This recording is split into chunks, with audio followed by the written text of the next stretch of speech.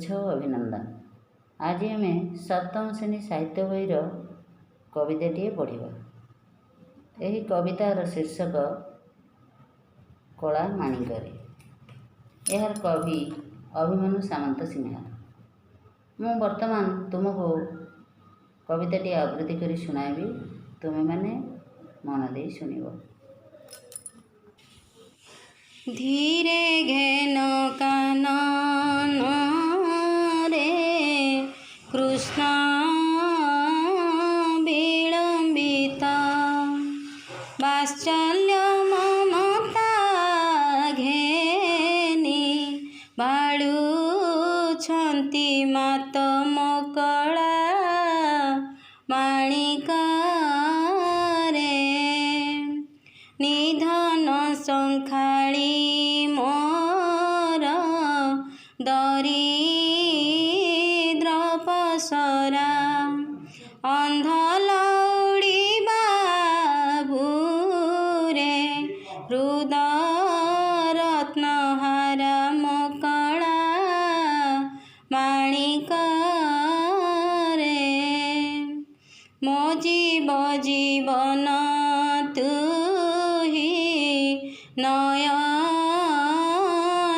प्रतिमा, तोते की पासरी हेब मोर सुख सीमा मकळा माणिका रे। डरू थाऊ अंधार को रखी जनक जननी सुख काहीं पाई सारू मकळा माणिका रे। वृद्धा काले तुमहर एक नंदन, हृदता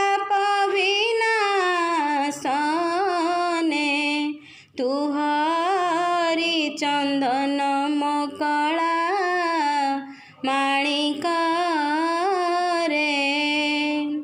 गोटिका धाम सर नरु चैतोते, नाचिलांच मागु थाऊ लवणिके मोते मकळा माणिका रे।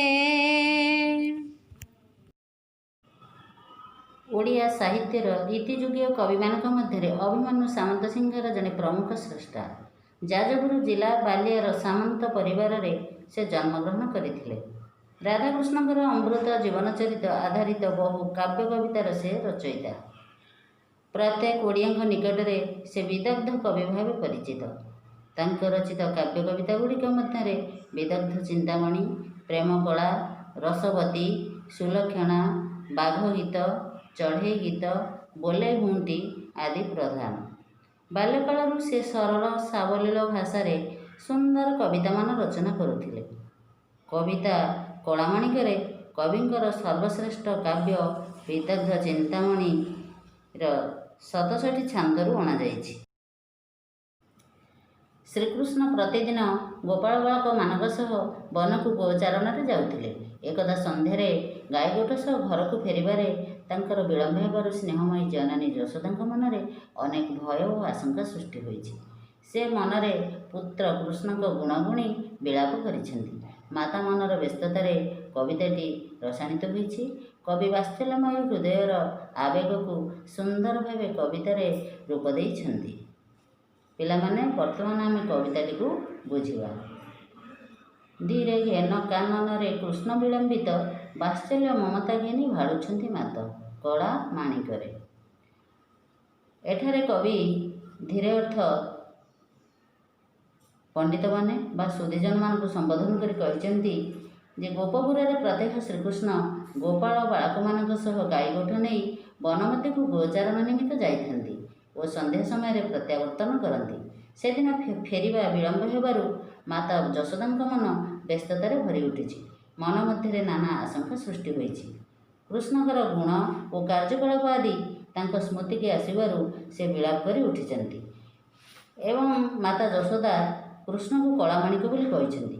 କଳାମାଣିକର ଅର୍ଥ କ'ଣ? ମାଣିକ ହେଉଛି ଏକ ବହୁମୂଲ୍ୟ ରତ୍ନ ପଥର। ଏହା ବିଭିନ୍ନ ବର୍ଣ୍ଣର ହୋଇଥାଏ ଓ ବର୍ଣ୍ଣ ଅନୁସାରେ ତା'ର ନାମକରଣ ହୋଇଥାଏ। ଏହା ଚିକ୍କଣ, ସୁନ୍ଦର ଓ ବହୁ ମୂଲ୍ୟବାନ।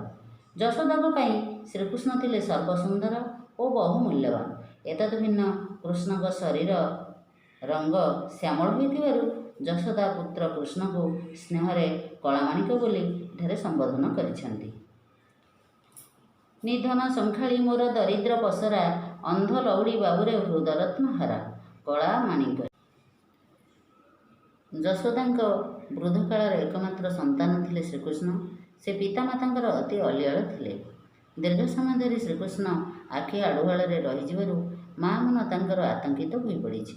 ଅହେତୁକ ଭୟରେ ମନ ଶିହରି ଉଠିଛି। ମା'ଙ୍କ ପାଇଁ ସେ ସତେ ଯେପରି ଥିଲେ ଅନ୍ଧର ଲଉଡ଼ି, ଦରିଦ୍ରର ପସରା, ନିର୍ଧନର ଧନସ୍ୱରୂପ।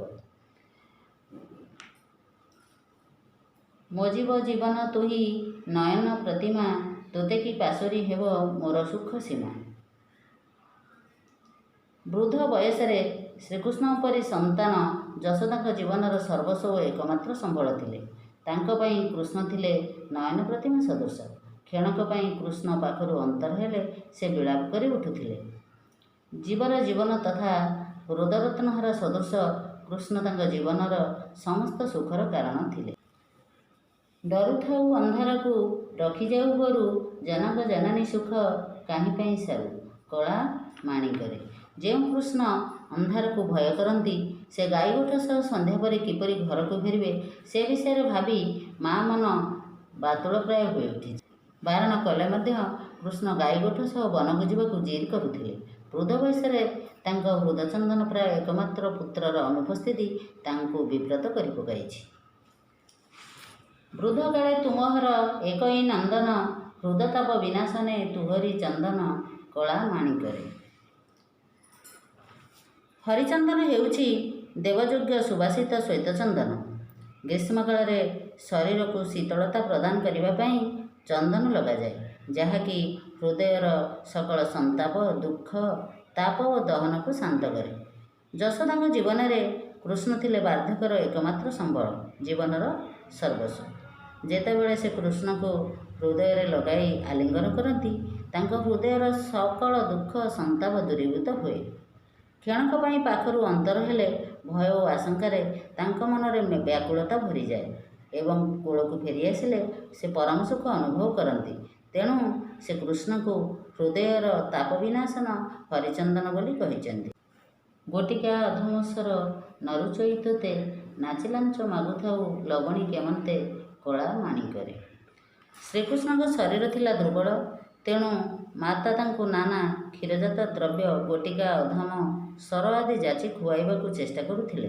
ମାତ୍ର ସେସବୁ ଖାଦ୍ୟ କୃଷ୍ଣକୁ ରୁଚୁନଥିଲା। କିନ୍ତୁ ଲହୁଣୀ ପ୍ରତି ତାଙ୍କ ମନରେ ଗଭୀର ଆଗ୍ରହ ଥିଲା ଓ ମା' ଯାଚୁଥିବା ଖାଦ୍ୟ ନ ଖାଇ ସେ ଲହୁଣୀ ଲାଞ୍ଚ ମାଗୁଥିଲେ। ପିଲାମାନେ, ଆଜି ପାଇଁ ଏତିକି। ପରବର୍ତ୍ତୀ ଭିଡ଼ିଓରେ ଆମେ କବିତାର ଅବଶିଷ୍ଟାଂଶ ପଢ଼ିବା।